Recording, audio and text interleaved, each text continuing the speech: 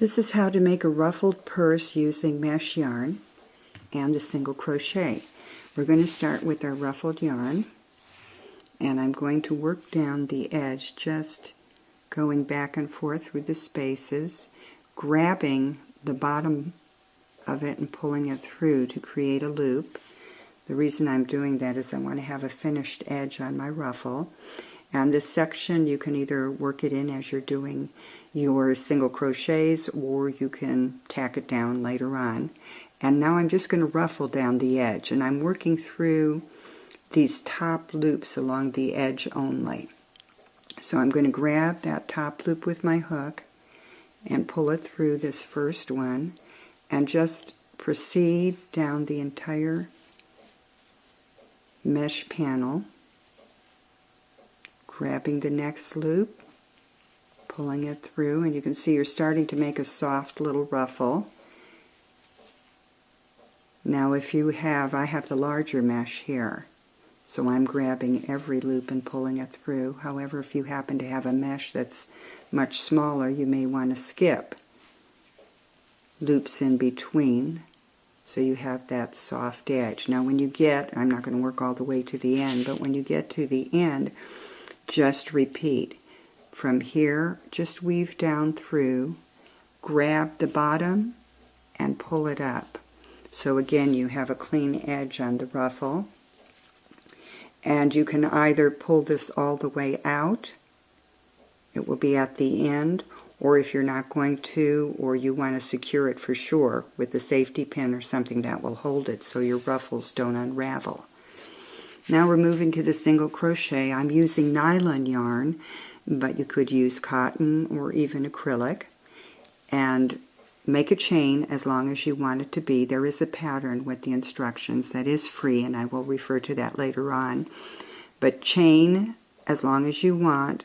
Then in the second chain from the hook, make your single crochet, chain one, and return with the single crochet. So I have now 2 rows of single crochets, and it would be good to know how many single crochets are in your panel and periodically count to check, because it's very easy to start adding or deleting stitches. So now I've chained 1, and I'm going to begin adding to my ruffle. This is the front of the panel. So I'm going to go through first my ruffle and then into the next single crochet. I've gone through both of the fabrics, do a yarn over, pull through, and now yarn over and pull through, and I've made a single crochet. This is the front, so I'm going to be working with the ruffle in front of the single crochet fabric. I'm skipping one mesh there, going into the next mesh, finding my next single crochet. Don't skip single crochets. You will be skipping meshes in the ruffles, but not in the single crochet. And just complete another single crochet. And I'll keep working down that row. I'm skipping this one mesh, going into the next one, going into the next single crochet, and making my single crochet. And I'm going to repeat that again. Skip this one mesh, go into the next mesh, go into your next single crochet, and we'll just do one more. Skip that mesh, go into your next space, do your single crochet. Now, in order to, you can see as it's pulling down, it kind of makes a very nice ruffle. Chain 1 and turn. Now for the pattern, you'll be working 4 rows of single crochet. So you work back 1 row, chain 1, work back another row, and do that 4 times. For your 5th row, you will end up down at the end where your yarn ruffle is hanging. And we're just going to bring it up now to this row. I'm working on row 5 now. I'm putting my hook through my single crochet, and because we want to keep the ruffles on the same side, I'm going to skip one space here, and I'm going to go through that next space and do the just kind of the reverse of what we were doing before. Yarn over, pull it through, single crochet. So we're working both of them together.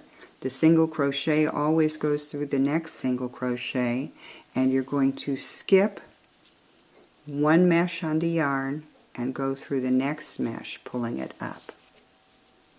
And we'll just do one more. I'm going through my single crochet, and I'm skipping the one mesh and going through the next mesh, yarn over, pull through, single crochet. When you finish that row, you'll be doing 4 more single crochet rows, and then of course when you're ready to start your 5th row, your mesh yarn will be on the side you need it to be, and you do now a front ruffle. So you continue that way until you get to the very end of how long you need that panel to be, and you'll see the panel is running this way, end off with 2 rows of single crochet, so it will match the beginning.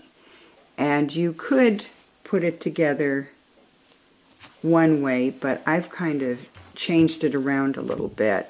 I've taken my panel and I am now putting it together so the ruffles are running up and down, and you can see the the single crochet 4 panels are in between the ruffles, and when you unite the edges, since you have 2 single crochet edges, when you unite them, there will be the 4 panel there. And what I did is I just took my ruffles, put them inside, so they are running up and down. And I am taking, count your stitches to make sure you've got them absolutely even. And I'm going to reunite those edges, and I go through the top 2. You want to get a nice secure edge there, so make sure you go through 2 of your single crochets there, and you just do a single crochet edge like I've done here, and of course with the nylon it's pretty sturdy. And when you turn it inside out, then you'll have a nice sturdy inside. You can line it if you wish, but it is pretty secure. And you'll have some nice ruffles that are running up and down your purse. If you'd like instructions, either these instructions written out or how to finish the purse, just go to Free Patterns at simpleandsensational.com.